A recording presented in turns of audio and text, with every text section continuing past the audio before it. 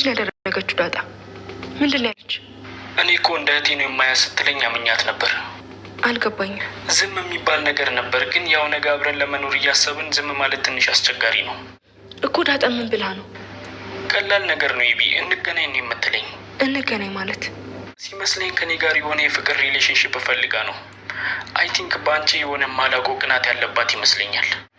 ውሸታ ኤቢ፣ ሙች አልዋሸሁሽም። ቴክስት ያደረገችልኝን እልክልሻለሁ።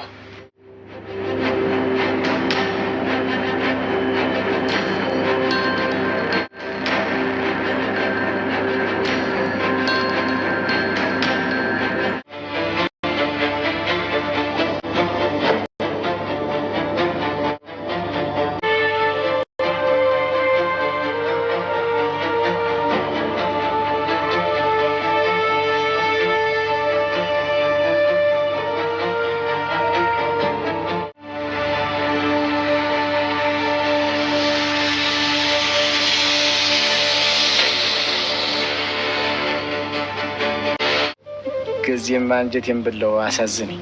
ደግሞ እሱ ምኑ ነው የሚያሳዝን?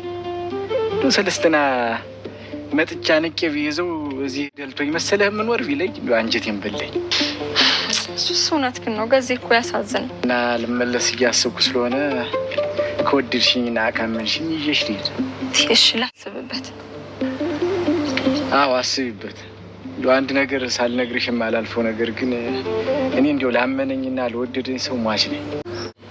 ይኸውልህ ገዜ መላክ ጥቁርም ነጭም ምንም ሊሆን ይችላል። በል በቅዱስ ሚካኤል አታጣላኝ እናቴ፣ ስለት አለብኝ። ምን አይነት ስለት ነው? እህቴማ በእናንተ አይነት ሰው አትታለል።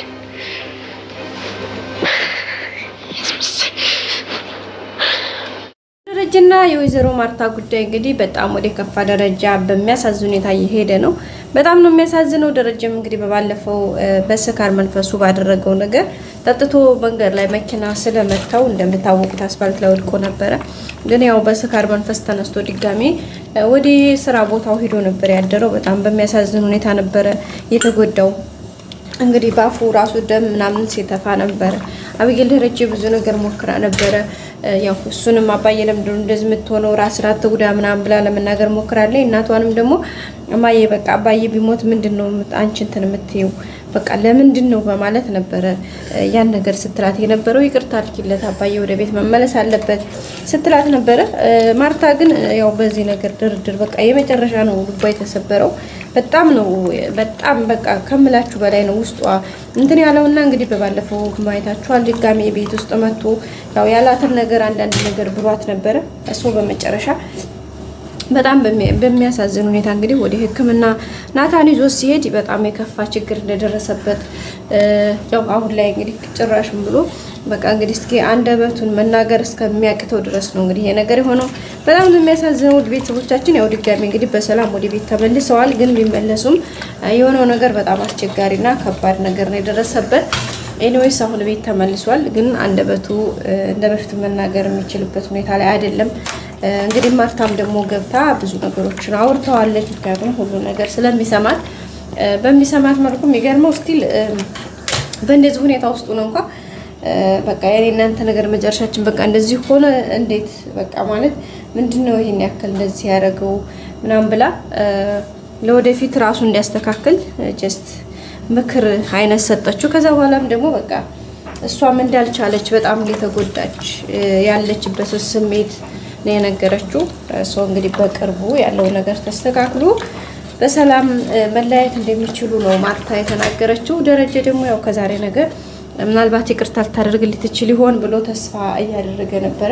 ግን በእርግጥ ያውቃታል እሱ ግን ያው መቼም መሞከር አይቀርም ነው እንጂ ማርታ በጭራሽ ይቅርታ አታደርግልኝም ይላል ደረጀ። ድሮም ታውቃላችሁ አይደል ጋይስ፣ በጣም ነው የሚፈራት። ማለት የሚፈራት ሳይሆን አቋሟን ስለሚያውቀው እንደዚህ አይነት በራሷ ምንም አይነት የምትደራደር ሴት አይደለችም። እንግዲህ ደረጃ አይታችሁታል። እንደዚህ ሆኖ በዚህ ልክ ሆኖ እንግዲህ መኪና ጎማ ስር እስከሚገባ ድረስ ያደረሰው ነገር ይሄ ጸባቸው እንደሆነ እሷም ታውቃለች። ይሄ ነገር የሰራው ስህተቱ እንደሆነ ይሄን እያደረገ ያለው ትረዳለች። ምናልባት እሷ ይቅርታ አድርጋለት አንድ ላይ መኖር ቢጀምሩ ልጆቻቸውን፣ ቤቱን፣ ህይወቱን ቢመለስ ወደ ድሮ ሳቃቸው ወደ ድሮ ህይወታቸው እንደሚመለሱ ማርታ ውስጧ ያምናል። ግን ደግሞ እሱን ነገር ማድረግ አልፈለገችም። ለምን በቃ ውስጧ ቆርጧል። ኦልሬዲ በጣም ተጎድታለች። ስለተጎዳች ድጋሜ ከሱ ጋር የመኖር ያዋል አይደለ በቃ መሞትም ካለባቸው መሞት ነው እንጂ ለደረጃ አሁን በዚህ ሁኔታ ውስጥ ስለሆነ እንዴት በዚህ ሰዓት ጆ ሄዳለሁ በቃ ይቅርታ ላደርግለት ብላ አላሰበችም። የእውነት ማለት ነው። በጣም የሚያሳዝን ሁኔታ ውስጥ ነው። ደረጃም እንግዲህ እንዳያችሁት ከአንደበቱ ሁሉ ተይዟል። እንግዲህ በቅርቡ እግዚአብሔር ፈቃዱ ሆኖ እንደሚስተካከልና ወደ ራሱ ጤንነት እንደሚመለስ ከዛም እንግዲህ የእንትና ቤተሰቦች የእነ ምጥን ቤተሰቦችና ሽማግሌ ምናምን ተጨማምሮ እንግዲህ እንደሚያስታርቋቸው ተስፋ እናደርጋለን። ምክንያቱም ያው ማርታ ምናልባት ሰው ቢቆጣት የሆነውን ነገር እንትን ቢሏት ጥሩ ነው ብዬ አስባለሁ። ስለዚህ እንደዛ ሲሆን ነው ሁሉም ነገር አሪፍ የሚሆነው ብዬ አስባለሁ። ምክንያቱም ያው ሰው ታከብራለች ማርታና ምናልባት እሱን ነገር ሊያሳምኗት ይችላሉ እና በሱ ይሆናል ብዬ ተስፋ አደርጋለሁኝ። ግን በሁኔታ አሁን ላይ በጣም ነው እንግዲህ ያኔ መሰለ የሳቄ ጨዋታ ቤት ባንዲ እንደዚህ የሀዘን ድባብ ውጦት ማየት በጣም ነው የሚያሳዝነው። ብቻ ግን እግዚአብሔር ይመስገን ስለ ሁሉም ነገር ማለት ነው። ውድ ቤተሰቦቻችን ቀጣዩ ደግሞ ሁሉም ነገር መልካምና አሪፍ እንደሚሆን ተስፋ እናደርጋለን። ሌላው ደግሞ በጣም አሳሳቢው ደረጃ የዳጣና የአብጌል ጉዳይ ነው። በጣም በሚያሳዝን ሁኔታ የአብጌል ጮኛ ይሄ ቃዲስ የሚባል ሰውዬ በስማም በጣም መጥፎ ሰው ነው። እናንተ በጣም መጥፎ ማርያምን አስባችሁታል ማለት ነው። መጀመሪያ እኮ እሷን ስልኩሽን ስጪ ምናምን ሲላት ነበረ። እዛ ጋር ምጥነነ ሲጎነትል እንዳልነበር ማያውቁ መሰለው እንዴ ይልክስክስ ጭራሽው ዳጣና ኤቢን ላጣላ ደውሎ ዳጣ እየሰራች ያለችው ነገር እኛ ወደፊት ትዳር እያሰብን ምክንያቱም እንደነቃችበት የሆነ ነገር እንደፈለገችው ገብቶታል። ገባችሁ? ስለዚህ አሳልፎ እሷን ቀርሞ ሲሰጣት አይገርምም? ወይኔ ፈጣሪ ሆይ ከእንደዚህ አይነት አፈቅቤ ሆደ ጩቤ ከሆነ ሰው እግዚአብሔር ሆይ ሰውረን ነው ጋይስ። አያችሁት እናንተ አሁን በቃ ዳጣና ኤቢን አጣላቸው። በቃ የሆነ ካንቺ ጋር የሆነ የቅናት መንፈስ አለባት መሰል በቃ እያደረገች ያለችው ነገር እንገናኝ ምናምን ብላ ከዛ የጻፈችለትን ቴክስት ምናምን ሁሉ ላከላት ማለት ነው። ኤቢ ደግሞ በጣም የተናደደችው በጣም ነው የተቀየመችው። እንግዲህ ታውቃላችሁ በባለፈ እንግዲህ ናታንን ያሽቢ ብላ የመጣችበት መንገድ በጣም በሚያሳዝን ሁኔታ እንግዲህ ኤቢ ለሷ ብላ ነው አሁን እዚህ ጋር ሀሳቧን ራሱ የቀየሰችው። በተለይ እህቷ መሆኗን ስታቅ በቃ ብዙ ነገር ታውቃላችሁ። ናታን እንዴት እንደምትወደው ስንት ነገር እንዲያደረገች ስንት ነገር እንዳረገች የምናውቀው ነው። የቅርብ ጊዜ ትዝታችን ነው። ስለዚህ አሁን እያለ ደግሞ ሁሉ ሌላ ወንድ ሲይዝ እኔ በያዝኩት ለምንድን ነው የምትሄደው ምናምን አይነት ስሜት ነው አሁን። ለካ እኔ ያዝኩ እኔን እንዲሁ ማስቀረት ነው ወይ እኔ ያዝኳቸው ወንዶች ጋር ለምንድን ነው አንቺ ማነሽ ምንድነሽ የሚል ነገር በጣም ኃይለኛ ጦስ የሆነ ጦርነት ነው የሚነሳው።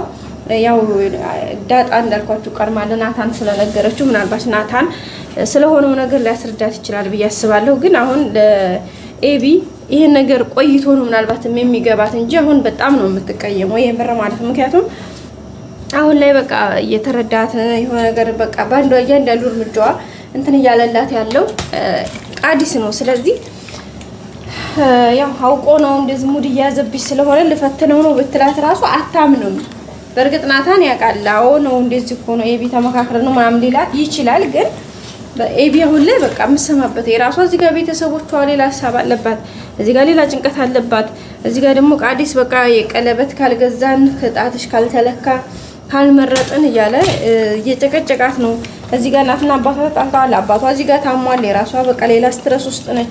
ስለዚህ ተጨማሪ ደግሞ ዳጣ ይሄን ነገር ማድረጓን ተሰማ መስማማ ማርያም በጣም ነው ኤቢ በጣም በቃ እንግዲህ እንዳያችኋት ወዳው ነው የተቀየረው። በተለይ ደግሞ የተጻጻፉን ቴክስት ምናምን ሲላፍ ማንና እንገናኝ ምናምን ስትለው ነበር። ዳጣ ያው በራሷ መንገድ ለመሄድ ስለፈለገች የሱን ሙዱን እንትን ለማለት ነው የፈለገችውና ግን ደግሞ እርግጠኛ ነኝ ኤቢ ምናልባት አሁን ላይ ገባት ይችላል። ተናዳ ስሜታዊ ሆና ምናምን የሆነ ነገሮችን ላይ ረዳት ይችላል። ግን ቆይቶ ይገባታል በእርግጠኝነት። በዛ ላይ ደግሞ በተለይ ምጥል ላይ ያደረገውን ነገር ምናምን ሲነገርበት እሱ ነገር ተደማምሮ በእርግጠኝነት እንትን እንደሚል ተስፋ እናደርጋለን። ሌላው ደግሞ ያው እንትና ነው የአርጁን ጉዳይ። አርጁን አሁን ላይ እንግዲህ እንዳያችሁት በጣም ምስኪን ነው፣ የዋህ ነው። በዛ ላይ ኤቢ እንዴት እንደሚወዳት ታውቃላችሁ። ያው የሆነውን ነገር አሁን ላይ እንግዲህ ያው በቃ ጀስት እሷንም እንዳይጎዳት ምናምን እያለ ደግሞ ላለማራቅም ሀድ መጣ እያለ ነው። በእርግጠኝነት ኤቢ የአርጁ ነው የምትሆነው ብዬ አስባለሁኝ። እሷ ምናልባት አሁን ፍቅር ምናምን ስላት ግን ንጹህ ፍቅር ያለው በጣም የሚወዳት የሚያከብራት ብዙ ነገሩን ሪስፔክት የሚያደርጋት አርጁ እንጂ ያኛው ልጅ አይደለም። እንግዲህ በቀጣይ አዲስ እንገናኝ። ሰላም ቆዩ።